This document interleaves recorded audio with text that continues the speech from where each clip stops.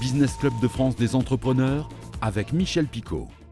Bienvenue dans le Business Club de France des entrepreneurs. Focus aujourd'hui sur une marque qui a été fondée en 1806, certainement l'un des premiers VPCistes, vendeurs par correspondance. On en parle dans cette émission, mais tout de suite, c'est le sommaire.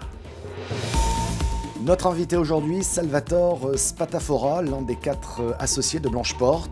Blancheport reprise il y a 5 ans, une marque qui a énormément changé et qui renoue aujourd'hui avec les bénéfices. D'ailleurs, le président de Blancheport a été élu par EY entrepreneur de l'année dans la région Nord. Nous le retrouverons également dans cette émission. Dans l'actu cette semaine, la start-up Hero qui a choisi le port de Caen pour y installer son usine de fabrication d'ailes de propulsion pour les cargos. Et puis le ténor à la fenêtre, ce chanteur d'opéra qui chantait depuis sa fenêtre à Paris durant le premier confinement, il y a tout juste 1 an. Il vient de se voir remettre les insignes de chevalier dans l'ordre des arts et des lettres. Soyez les bienvenus. C'est dans le nord de la France que sont nées 3 prestigieuses marques de vente par correspondance. En 1806, Blancheport voit le jour, suivi par la Redoute en 1832 et les 3 Suisses en 1932 cette fois-ci. Le moins que l'on puisse dire, c'est que ces 3 marques ont connu un rebond extraordinaire et spectaculaire, même ces dernières années. Elles ont survécu à la déferlante Internet en s'adaptant et en réussissant, bien sûr. Parmi elles, on trouve donc Blancheport, direction Tourcoing, pour retrouver un des 4 directeurs associés de Blancheport, Salvatore Spatafora. Bonjour. Bonjour Michel. Alors Blancheport a beaucoup changé ces dernières années. Elle est devenue ce que l'on appelle une marque relationnelle, Salvatore. Mais tout a changé, à commencer par l'image et par l'offre. C'est ce que vous avez fait. Alors Blancheport a effectivement beaucoup évolué ces dernières années. Alors peut-être pour les auditeurs, donc c'est une entreprise qui a été rachetée en 2016 par 4 associés.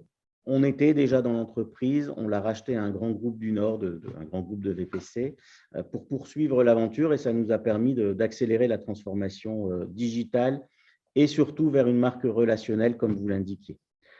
Alors, la marque relationnelle, le petit clin d'œil, c'est le cœur sur le logo, un cœur rose, qui est la traduction et un peu notre marque de fabrique Blancheport. Mais finalement, qu'est-ce qui vous différencie des autres? Être une marque relationnelle, c'est suffisant? Alors, la marque relationnelle, chez nous, elle s'exprime au travers de 5 grandes… Enfin, si on devait la définir, ce serait autour de 5 grandes actions. C'est la singularité de l'offre. Ça, c'est vraiment quelque chose qui est très, très identitaire chez nous. C'est que 95% des produits qu'on vend sont des produits qu'on a réalisés en interne. On a des équipes de stylistes, de modélistes qui vont mettre au point toutes ces collections prêt-à-porter femmes, hommes, lingerie. Là, on sait que c'est un vrai savoir-faire particulier. La lingerie, c'est assez compliqué à mettre au point. Et aussi, bien sûr, en linge de maison, qui est une ligne de produits qui est plus dans l'ADN de Blancheport. Vous parliez, Michel, tout à l'heure de 1806. Évidemment, en 1806, on ne faisait pas de la vente par correspondance. On était une usine, une filature. Et c'est ensuite qu'on s'est transformé vers de la vente à distance et aujourd'hui vers le digital. Donc, c'est par l'offre que ça va se traduire, cette marque relationnelle. C'est aussi par le fait qu'on travaille sur une mode inclusive. Nos collections, on va du 36 au 52, 58, voire au-delà. On veut une mode qui s'adresse à toutes les femmes.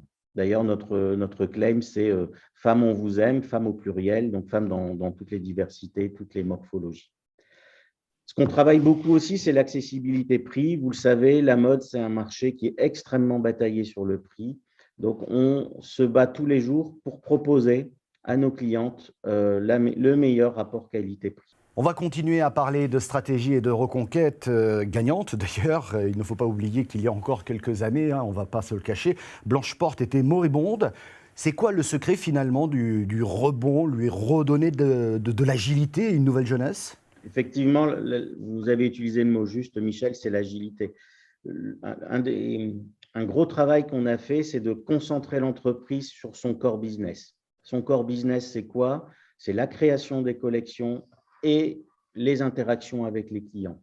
Alors, parfois, ces interactions, elles sont marchandes. Parfois, ce sont des conversations au travers de conseils, de blogs, tout ce qui va tourner autour de la gestion d'un contenu qui n'est pas forcément un contenu pour faire de la vente, parce qu'une marque relationnelle, c'est beaucoup plus global que simplement une relation marchande.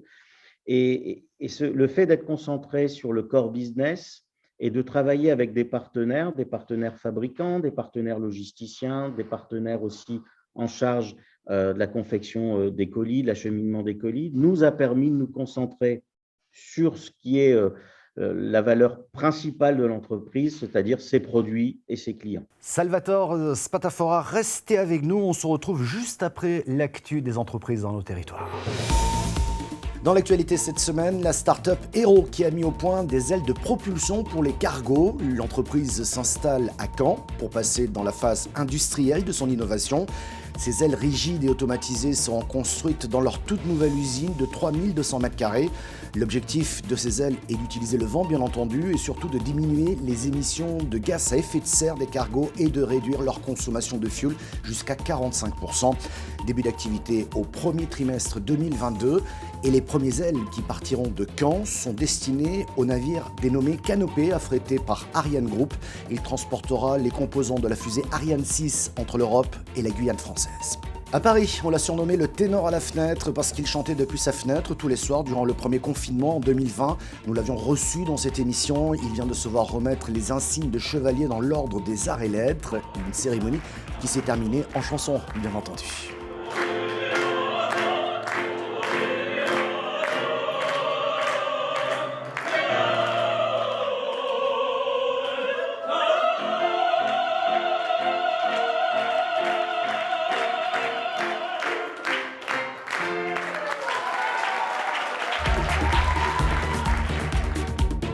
Et notre invité aujourd'hui, Salvatore Spatafora, l'un des 4 directeurs associés de Blancheport, qui ont repris donc cette entreprise en 2016. Ils ont su lui redonner une nouvelle jeunesse, grâce notamment au digital. Et tiens, justement, quelle est votre stratégie digitale ? Nous, on a fait le choix de nous positionner en créateur et en sélectionneur. On n'est pas une marketplace. Donc aujourd'hui, beaucoup de sites pure players ont décidé, en tout cas sont plutôt sur une stratégie de tout sous le même toit, donc une offre la plus grande possible, s'adressant à une cible extrêmement large, parfois en prêt-à-porter, en mode, en accessoires, etc., voire, pour citer le numéro 1 mondial dans quasiment tous les secteurs possibles de produits. Nous, on n'est pas du tout sur cette stratégie-là. On cible la femme de 45 ans et plus. Et notre métier, c'est de lui proposer une offre qui est adaptée à ses besoins prêt-à-porter en lingerie et en maison. Il y a le digital, mais il y a aussi la proximité, puisque, entre autres, certaines collections sont co-créées avec des clientes, il faut le souligner. Pour finir, j'imagine que les clientes veulent désormais plus de vêtements responsables, c'est dans l'air du temps, respectueux de l'environnement. Cette donnée fait partie de votre stratégie, de vos projets ? Oui, alors c'est vrai que jusque-là, pendant cette interview, on a beaucoup parlé de notre révolution digitale, notre révolution autour de la marque. Mais il y a 2 autres révolutions qu'on est en train de faire. Alors, une, on l'a évoqué, c'est la révolution grise, c'est tout ce qui tourne autour de la data, plus d'intelligence artificielle, on a eu l'occasion d'en parler. Et puis, sur le sujet que vous évoquiez, Michel, on parle aussi de révolution verte chez nous, c'est qu'on est sur un secteur aussi où on va évidemment avoir notre contribution pour le bien de la planète, pour le bien aussi d'une production beaucoup plus propre. Donc, on travaille, par exemple, aujourd'hui, quasiment, je crois que c'est 95-98% de notre linge de lit, par exemple, est en Ecotex.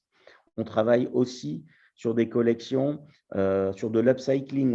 Nos invendus, on ne les a jamais détruits, on les a toujours soit donnés, soit aujourd'hui, on travaille de plus en plus sur du réemploi. On a fait une collection, par exemple, sur des produits pour conserver des aliments, pour conserver transformer en lingettes réutilisables, etc., etc. Donc, on est complètement intégré à cette nécessité d'avoir des produits qui soient beaucoup plus respectueux de la planète, certes, dans leur deuxième partie de vie, mais aussi en amont par de l'éco-conception. Donc, on travaille de plus en plus sur des denim qui consomment moins d'eau. On sait que c'est un sujet qui est important. On va travailler aussi sur des produits qu'on va pouvoir recycler plus facilement. On a fait là récemment un partenariat aussi avec Patatam pour favoriser aussi la collecte des vêtements, pour leur donner une seconde vie ou une seconde main. Là, en l'occurrence, une partie des produits partent en seconde vie. Elles sont réemployées, on réutilise la matière, et une partie part plutôt en seconde main, c'est-à-dire revendue à d'autres clients. Merci beaucoup, Salvatore Spatafora, d'avoir répondu à nos questions. Tout de suite, c'est Éco-Région. Franck Durier, le président de Blancheport, a été élu par EY entrepreneur de l'année dans la région Nord. Il était l'invité de l'émission Eco & Co sur WEO, présentée par Jean-Michel Aubry et Yannick Boucher de La Voix du Nord, qui nous donne d'ailleurs la signification du nom Blancheport. Extrait. Alors d'abord, nous on adore Blancheport. Pourquoi ? Parce que j'ai vérifié, vous êtes l'entreprise la plus ancienne dans le monde du textile à être encore en vie. En fait, ça commence en 1806, c'est une filature, à Tourcoing, vous connaissez l'histoire mieux que moi, mais je la rappelle à nos téléspectateurs. Et dans les années 1770-1780, les filateurs faisaient sécher les draps sur les branches des vergers. Peut-être que votre amour des arbres est lié à cette anecdote fondatrice. Et donc, on avait l'impression, quand on est arrivé par le sud-ouest de Tourcoing, à l'époque, on imagine, il n'y a pas de voiture, il n'y a rien, quoi. On était juste avant la Révolution française, on essayait d'imaginer ces champs d'arbres avec les draps de laine qui venaient d'être tissés. Et voilà. Ça, il y a beaucoup d'émotions dans cette histoire. Et la filature est devenue Blancheport. Alors pourquoi le nom ? Ensuite, parce qu'on avait l'impression de rentrer dans la porte de la ville. C'était la porte blanche par les linges. On avait cette impression visuelle d'avoir du blanc partout quand on arrivait par le sud-ouest de Tourcoing, où vous êtes toujours d'ailleurs. Ouais. Et ça, c'est très très important, je crois. On est toujours installé rue de la Blancheport. Les racines. Alors, 2 millions de clientes aujourd'hui. Vous l'avez dit, quand vous êtes arrivé comme DG, l'entreprise tanguait. Et puis, vous avez très vite décidé, avec vos 3 co-associés, de dire, allez, on ne peut pas laisser tomber l'affaire, il faut y aller. C'est quoi le déclic ? Parce qu'il y a une zone de risque incroyable là. D'autant qu'il y avait un candidat allemand qui proposait très modestement de supprimer la moitié des effectifs à l'époque. Oui. Alors en fait, le déclic, c'était, on était déjà dans la boîte, on avait commencé des éléments de transfo, et on était convaincus que ce qu'on faisait était en train de marcher. Le bon chemin. Premier déclic. Deuxième déclic, c'est qu'il y avait ces 180 salariés, à l'époque on était 185, et on s'est dit, voilà, on est en chemin avec eux sur cette transfo, on ne peut pas s'arrêter maintenant, ça ne fait pas de sens. Merci à notre invité Salvatore Spatafora d'avoir répondu à nos questions. Vous pouvez voir ou revoir cette émission en replay vidéo sur le site de votre télévision locale ou sur le site internet de l'émission. Nous sommes également disponibles en podcast audio, mais également aussi diffusés sur une dizaine de radios un peu partout en France. Merci de votre fidélité et à la semaine prochaine.